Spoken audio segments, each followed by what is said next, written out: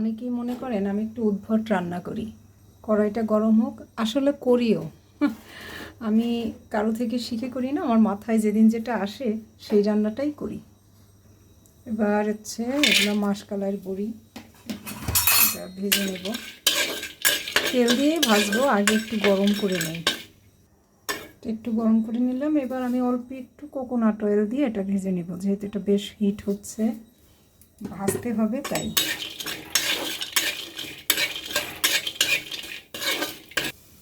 একদম ধোয়া বের হয়ে গেছে, আমি চুলাটা বন্ধ করে এগুলো বাটিতে তুলে নিই। এটা আসলে একটু ভাজা না হলে ভালোও লাগে না। এবার ফোড়ন দেবো একটু মেথি আর একটু রাঁধুনি। ফোড়নটা হওয়া পর্যন্ত একটু অপেক্ষা করি। এটা কিন্তু ফ্লেভার বের হয়ে গেছে, মেথি আর রাঁধুনি। এখন থেকে আমি তেল ছাড়া ফোড়ন দিই। এবার যেটা দেবো, একটু কাঁচামরিচ দিয়ে দিই, যে অল্প একটু কাঁচামরিচ, সজনে ডাঁটা, কাঁচা কলা আর একটা আলু দিয়ে দিলাম।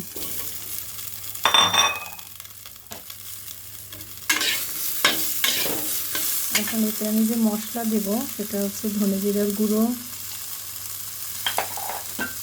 দেবো লবণ ইদানিং আমি সব কিছুতে একটু বেশি দিয়ে দিই, ভয়ে ভয়ে অল্পই দিলাম হলুদের গুঁড়া। এবার এটা একটুখানি পানি দিয়ে কষিয়ে নেব।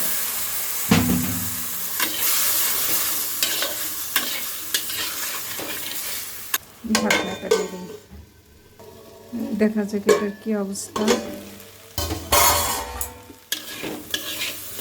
কষানো হয়ে গেছে, আমি এবার পানি দিয়ে দিই।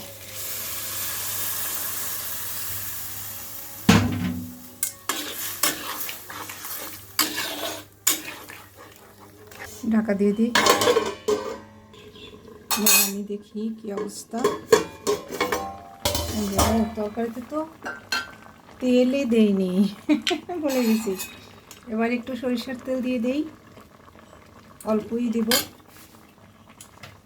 আর যেটা দেবো এটা হচ্ছে তিতা শাক, গিমা শাক। আসলে এটা আমি গিমা শাক রান্না করব। এই শাকটা বেশ তেতো, কিন্তু তেতো হলেও এর ঝোলটা কিন্তু বেশ ভালো লাগে।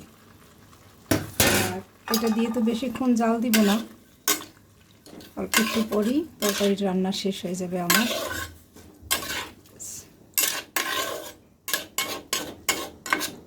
এটা একটা নিরামিষ তরকারি এবং গরমে শরীরকে বেশ আরাম দেবে। তরকারিটা প্রায় হয়েই গেছে, আমি এবারে বড়া কয়টা দিয়ে দিই, বড়া ভাজাটা। আর একটু সময় পরেই আমার তরকারি রান্না শেষ হয়ে যাবে। আমার তরকারি রান্না মনে হয় শেষ হয়ে গেছে, চুলাটা বন্ধ করে দিই। এবার একটু ভাজা ধনে জিরার গুঁড়ো এটা মিশিয়ে দিব। একদম কম মশলা একটা তরকারি, এটা গরমে খুবই আরামদায়ক একটা খাবার। আর সজনে ডাঁটা, কাঁচা কলা সবই আমাদের শরীরের জন্য অনেক উপকারী। তো এভাবে আপনারা নিরামিষ তরকারি রান্না করে খেতে পারেন।